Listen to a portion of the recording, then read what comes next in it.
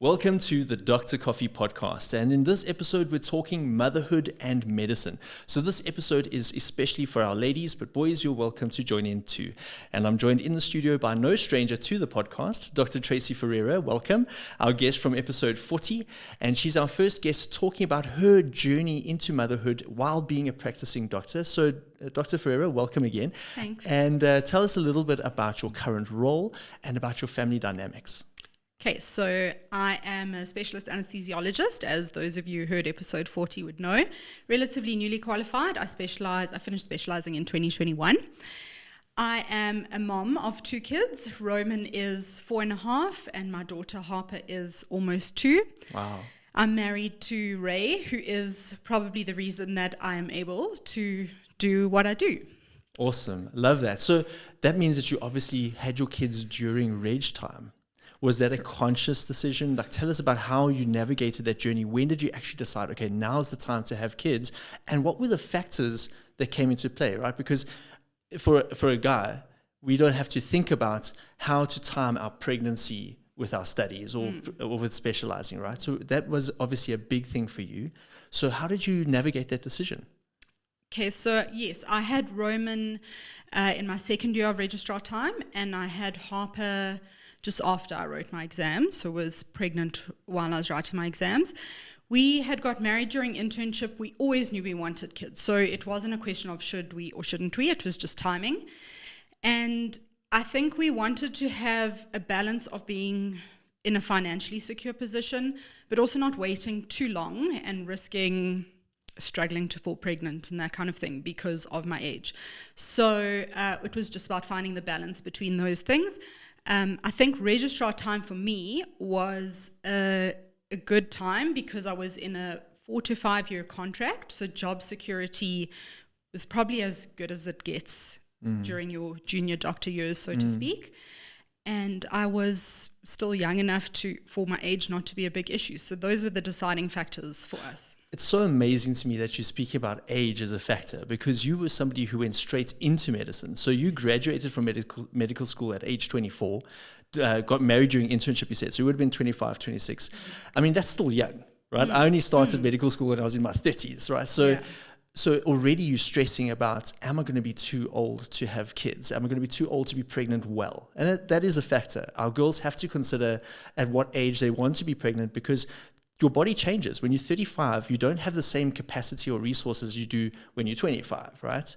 Absolutely. But maybe you're in a stronger financial position. So those were some of the factors you obviously weighed up. And if I get you right, you say that as soon as you started reg time, that was when you were like, okay, we're secure now. Was that something that you had discussed before reg time, or was it something that as soon as you started reg time, you were like, you know what, actually now we do have the security we were waiting for? No, it was planned that way. So typical anaesthetist, everything's planned. We were waiting for me to get a reg post before we had a child, and so as soon as I got a reg post, we were like, time is right. And Ray's not in medicine.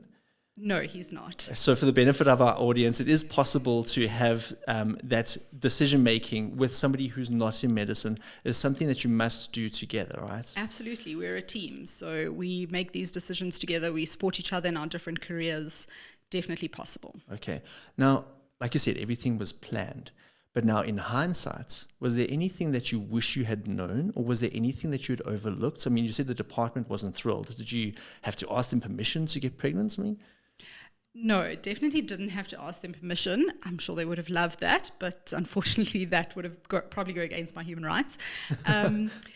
So I don't think that I went into it blindsided. I knew it was going to be hard. Anyone who is already a doctor knows that that's hard by itself. So you know that when you're going to add becoming a mother into the mix, it's going to be hard. You know that. So I knew going into it that it was going to be challenging. There were going to be sacrifices. There were a few things that if I had to go back, I would tell myself in retrospect. So such as so the first one is don't try and be a hero. In our culture in medicine, we are always trying to prove ourselves. I think we often just feel like we're not good enough in so many aspects. And there is a bit of a unspoken culture that the pregnant women aren't going to pull their weight. Sure. So I felt that I had to prove myself all the time. And I think that actually when I was pregnant, I probably ended up working harder than when I was not pregnant, because I just felt it was so important to show my male colleagues and my female colleagues who weren't moms that I was still working hard, I was still worth my salary. And it was definitely to the detriment of my babies. I had one child that was growth restricted. My second child was born prematurely. And without a doubt, I think that was because of the workload. Wow. And I've seen it in many of my colleagues too. It's a very common occurrence in doctors who are pregnant. They often have issues with their pregnancy. And so I think I would just go back and say, don't try and be a hero. You are getting paid a salary. You have a job to do. You can't put up your feet and say, I'm pregnant. Sorry, can't do this case. But if someone offers to help you push a stretcher, just let them push the stretcher. Yeah. If someone offers you 5 minutes to go and have a cup of tea, just go and have a cup of tea. You don't need to be a hero, and actually you don't need to prove anything, because the fact that you are where you are, you've proved enough. Yeah. So that was the first thing. Yeah. I mean, that's quite a thing, that it actually impacted your babies, right? Yeah. And in hindsight, do you feel like you should have said something to the men, like, come on, boys, like, help the pregnant lady? Is that something that we've lost, that decency, almost like chivalry, the manners to be like, there's a pregnant lady, let me give her my seats, or let me help her push the patients to recovery? No, I don't think it was for lack of people wanting to help me. I think it was, like I said, it was just my own feeling that I'm not going to let them help me because I don't want anyone to think that I'm suddenly weak. Definitely from higher up in the department, there was a feeling of they're irritated now that they've got this pregnant woman who's going to take 4 months off and is probably not going to work as hard as she should. So there was that kind of culture. But in terms of my colleagues who were with me in theatre every day, the nurses were wonderful. Every time I would try and push a stretcher, they would say, "Doctor, what are you doing?" So it wasn't because there wasn't the help. It was just because I wasn't accepting the help. Wow. Yeah. So you mentioned there 4 months off. Yes. So in terms of maternity leave, what are the dynamics like? Do you get the chance to take a month before your baby's born? Because in some jobs, you are able to take your maternity leave in those final weeks, because in your case, for example, your baby is struggling a little bit. You can say, hey, you know what? The signs are there that if I'm going to make this to a safe delivery at term, I need to just rest a little bit. Are you able to take a month before, or are they forcing you to push right to the end and then you can only take your maternity leave afterwards? I can't speak for every department because they all have their own rules. In the Wits anesthetic circuit, you can take your maternity leave a little bit before your due date. It's actually encouraged because they know in those final weeks, there's actually a high chance you're not going to be at work anyway. Yeah. So yes, you can, in the anesthetics department, you could take your maternity leave, but you get 4 months. So then you must realize you're going to be leaving a baby slightly earlier than you would have if you had taken your leave from just before you were due. So all things to consider. Yeah, and for those who don't know the way that labor law works and maternity leave works, it is a paid leave. It's not like you don't get paid, but there's a cap. I think it's 75% or 60% of your salary. What's the percentage like of your salary? If you work for the government, you get 100% of your baseline salary. You won't get your overtime, obviously. Okay, so that's the way it works out. But you get your basic 100% of your basic salary for those 4 months. So it's pretty good. That's actually very good, hey, Yes. because there's very few employers who would pay 100% for maternity leave. But obviously, a significant amount of our salary is that overtime pay, right? Yeah. Awesome. So you mentioned that Ray has been a great support, and obviously he's had to come alongside you and take on a little bit more than a dad would typically, because you're still doing overnight calls while you're a reg and things like that. So what are the ways that you found best to balance that motherhood with your responsibilities as a young doctor? The support system that you mentioned has been key. I have spoken about how I think it's a good idea to have children in reg time, but I must add a caveat to that, is that it's easy for me to say that because I had this husband who was very hands-on, who looked after a baby at night when I had to go to work, a 4-month-old baby. He was doing all the night feeds on his own. What a hero. Exactly. My parents live 2 kilometers down the road from me. They have been able to fill in the gaps when I've needed to work late, needed to study, worked on weekends. So I have this massive support system that I definitely wouldn't be able to do without. So that has been what's helped me balance, essentially. I think also just for me to realize that my motherhood journey looks very different to other people's motherhood journey, even other working moms. You can't look at another working mom and compare. And once I realized that comparison is the thief of joy, and I need to just realize that this is my family's own journey. So sometimes we're the only mom and son playing adventure golf on a school afternoon because I'm post-call and that's the time I have to spend with my child, and on Saturday I'm going to be working. I had to just be okay with the fact that this is going to look different to other moms, and it's okay. I firmly believe that my children were handpicked for me, and that this is my calling, and they are going to be able to cope with the difficulties that come into play. And so it's about constantly reassuring myself that this is going to be okay. This is our family's journey. There's sacrifices. Sometimes your work will take a bit of a backseat, especially once you finish specializing. When you're in reg time, you have no choice. Your work can't take a backseat. But once you get through that, there will be times where you're going to say, no, I'm going to find a replacement for my list today because my child really needs me. And then there's other times where, unfortunately, your child is going to have to, your work is going to have to take priority. The one thing to remember in medicine is that it's not about losing a deal or losing a sale if you're not at work. Someone else's healthcare is in your hands. Sure. So it's quite a heavy weight to carry, knowing that if you need to prioritize your child in that moment, someone else could potentially be suffering. And so it's difficult to weigh it up. It's not easy. And I won't say that I've perfected finding the balance, so to speak. I'm still learning. But yeah, it's just about considering every decision that you make, and is my child going to be okay if I go to work for this emergency? Yeah. That's a tremendous answer. And I think it segues nicely into our next question. But from what you're saying, it really does take a village. And it's so important to look at your support system. I mean, think of the moms who wouldn't have a spouse who's as helpful, or a mom who doesn't have family that are just around the corner. That's something that people do need to take into consideration. It might mean maybe moving house, or just for a season even, just so that they have that support, because it's impossible to do what we do without somebody helping just to carry, what drops. You've got all these balls in the air. Some of them you can't drop. Yeah. And kids are one of those that you can't drop. Exactly, yeah.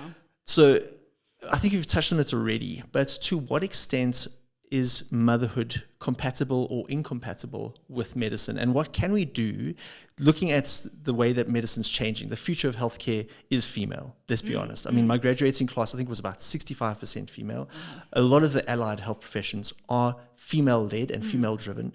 So if we're going to do things well, we have to consider the moms, in our space. So what would we do better to make motherhood and medicine more compatible? In terms of are they compatible, I would say 100% motherhood and medicine not only are compatible, but I would say they're complementary to each other. Again, there's no doubt that this is hard. Being a mom and not being a doctor is very hard. Being a doctor is very hard. Put them together, it's a whole nother level of challenging. So, I mean, we don't even have to say it. Everyone knows it's hard. But I, without a doubt, think that I am a better mother because of my career. I've been able to offer my children things that I wouldn't otherwise. My son, he's old enough to kind of understand that mom goes to work to look after sick people, and he's able to see what it looks like being in a career of service. And I can't wait for my daughter to grow up and just see I can be a mom and I can chase my dreams. And it's fine. I don't have to choose one or the other. So I feel that my career has been able to give me something to offer my children that I otherwise wouldn't have. And I definitely think that I'm a better doctor because I'm a mom, just because of the nurturing, compassionate side, being able to multitask on another level. So compatibility is 100% there. In terms of how we can make it easier for moms to actually just be able to see that and live in that. So there's practical things. I must say the anesthetics department is probably one of the better ones in terms of some of those practical things. I know in your first few months when you come back from maternity leave, they try to always pair you up in theatre so that if you're breastfeeding and you need to go and express, there's someone to give you a break to do that every 3 hours or so. Wow. They even have been talking about in the pipeline having expressing rooms for breastfeeding moms, probably because anesthesia is very female dominated, more so than the other specialties. But other departments need to look at that. So there's those kind of practical things, but I think more than that, just be nice. Remember that the day a mom has come back from maternity leave, she has literally left a piece of her heart at home.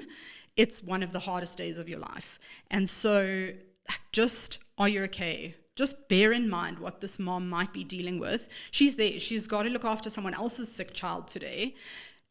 Just be nice. Just that supportive encouragement. I see what you're doing. You're doing a good job. Are you okay? Do you need a cup of coffee? I think that would go a very long way. Oh, and as I think about this topic and as I listen to you speak, I'm almost like ashamed as a father to talk about how difficult it is to be a father and a doctor, because it's levels. There's levels to this, and there's just, it's degrees of comparison, more difficult to be a mom in medicine.